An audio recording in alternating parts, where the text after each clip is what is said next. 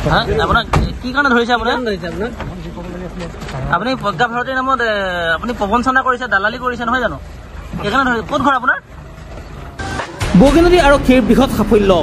প্ৰজ্ঞান ভাৰতী আঁচনিৰ নামত প্ৰবঞ্চনা কৰি আৰক্ষীৰ জালত চাউল ধোৱাৰ বালিজান কলিতা গাঁৱৰ ৰাজেশ মাল্লাহ নামৰ এটা মহাপ্ৰবঞ্চক।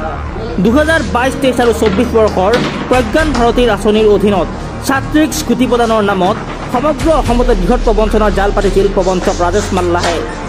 স্কুটিৰ ইঞ্চুৰেঞ্চ পলিচি আৰু ৰেজিষ্ট্ৰেশ্যনৰ নামত অনলাইন যোগে 5,000কৈ সংগ্ৰহ কৰি আহিছিল ধন। ডিলাৰৰ পৰা ফোন কৰা হৈছে বুলি এই প্ৰবঞ্চকটোৱে প্ৰবঞ্চনা কৰি আহিছিল। বৰ্তমান পৰ্যন্ত 1000 ছাত্ৰীৰ পৰা প্ৰায় 7 লাখ টকা সংগ্ৰহ কৰে প্ৰবঞ্চকটোৱে। অৱশেষত প্ৰবঞ্চকটো বগীনদী আৰক্ষীৰ ভাৰপ্ৰাপ্ত আৰক্ষী বিষয়া দান্তজিৎ দেউৰী এণ্ড টিমৰ জালত পৰে। এই প্ৰবঞ্চকটোৰ লগত জড়িত আছে এটা বৃহৎ চক্ৰ।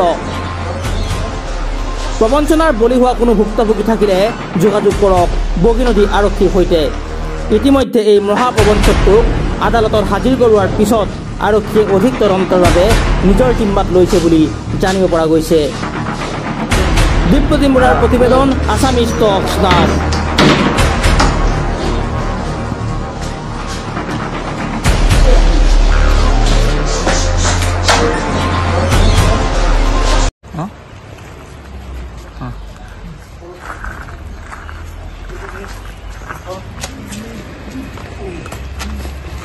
আপোনাক কেলে ধৰিছে?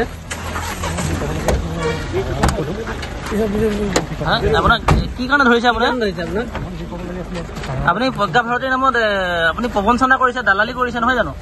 সেইকাৰণে ধৰিছে। ক'ত ঘৰ আপোনাৰ?